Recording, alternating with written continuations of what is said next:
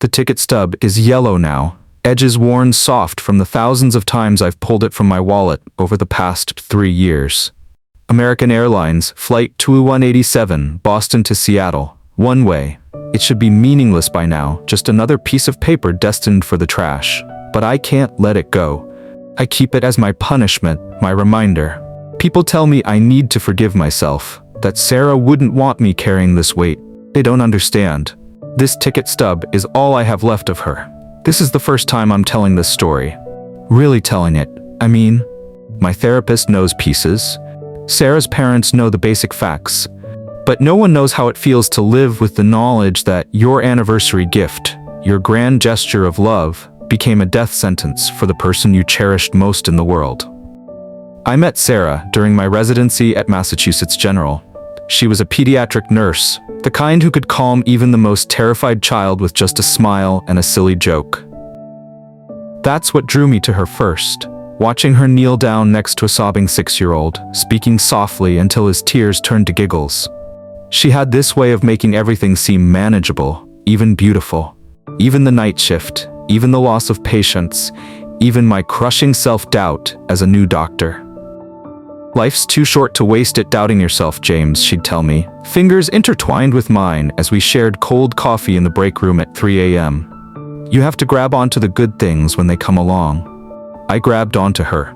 We married 2 years later, a small ceremony in her parents' backyard in Worcester. Sarah wore wildflowers in her hair and laughed through our vows because a butterfly kept landing on my shoulder. It's a sign, she declared. Nature's blessing our love.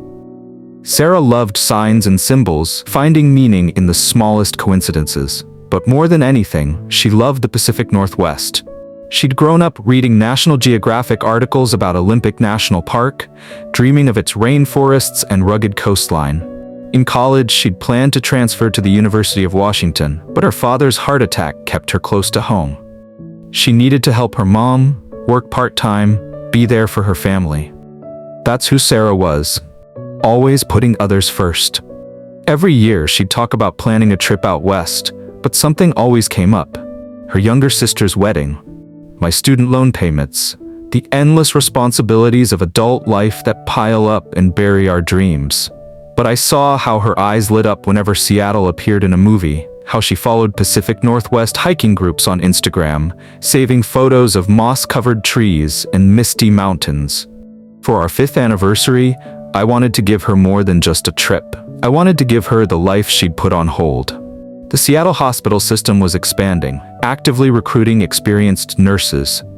The pay was better than in Boston, and housing costs were comparable. I spent months secretly researching, making calls, preparing everything. When I handed her the envelope that morning, Sarah probably expected concert tickets or a weekend getaway. Instead, she found a one-way plane ticket to Seattle and a job offer letter from Swedish Medical Center. James? Her voice trembled as she read the letter. Is this real? I got an offer from their neurology department too, I told her. We could start over there, build the life you always wanted. You've spent so many years taking care of everyone else. Let me take care of you for once. She crashed into me, crying and laughing just like at our wedding. Yes, she kept saying. Yes, yes, yes. The next few weeks were a blur of excitement. We found an apartment with a view of Puget Sound, packed our lives into boxes, said our goodbyes. Sarah's parents were supportive but sad, especially her mom. Take care of my baby, she told me at the airport, hugging me tight. Make sure she calls. Mom, I'm not gonna war, Sarah laughed. It's just Seattle. Just Seattle. God, how those words haunt me. The flight was scheduled for June 15th. I had to tie up loose ends with my patients, so we planned for Sarah to fly out first and get our apartment set up. I'd join her 2 weeks later. She was so excited that morning, practically bouncing as we drove to Logan Airport. The sun was just rising, painting the sky in shades of pink and gold. Another sign, Sarah said, pointing to the sunrise. This is meant to be. I walked her as far as security would allow. She kissed me, long and sweet, tasting of the cinnamon roll we'd shared in the car. 2 weeks, she whispered against my lips. I'll make it feel like home by then. It already feels like home, I said. You're there. I watched her walk through security, watched her turn back one last time to wave. She was wearing her favorite green sweater, the one that matched her eyes. Her carry-on bag was covered in stickers from all the places she wanted to visit. Olympic National Park, Mount Rainier, the San Juan Islands. She never made it to any of them. The first call came 3 hours later. Air traffic control had lost contact with Flight 2187 somewhere over Minnesota. The second call came that night. Debris found in a field. No survivors. They said it was a mechanical failure, something about the hydraulic system. They used words like catastrophic and instantaneous and minimal suffering as if that was supposed to comfort me. 187 people died that day, but I only saw one face on the news. Sarah, in her hospital ID photo, smiling that smile that could calm crying children. The investigators asked questions, so many questions. What was her reason for traveling? Was it a business trip? Pleasure? When I told them it was a one-way ticket, that we were moving, that I'd bought it as an anniversary gift, one of them actually said, "That's a shame." As if the tragedy would have been less if she'd only been going on vacation. Sarah's mom couldn't look at me at the funeral. She didn't have to. I knew what she was thinking. If I hadn't bought that ticket, if I hadn't pushed for the move, if I had just been content with our life in Boston, her daughter would still be alive. Some days, I convinced myself that Sarah was meant to be on that plane, regardless of what I did. If I hadn't bought the ticket, maybe she would have booked it herself. Maybe fate or destiny or whatever she believed in had already written her story's end. But then I remember, she wasn't supposed to be on that specific flight. I chose it because it was the earliest departure, wanting to give her as much time as possible to explore Seattle before starting her new job. There was another flight 3 hours later, and another that evening. If I had picked any of those, she'd still be here. We'd be walking through Olympic National Park right now, or watching the sunset from our apartment, or planning for the children we always talked about having.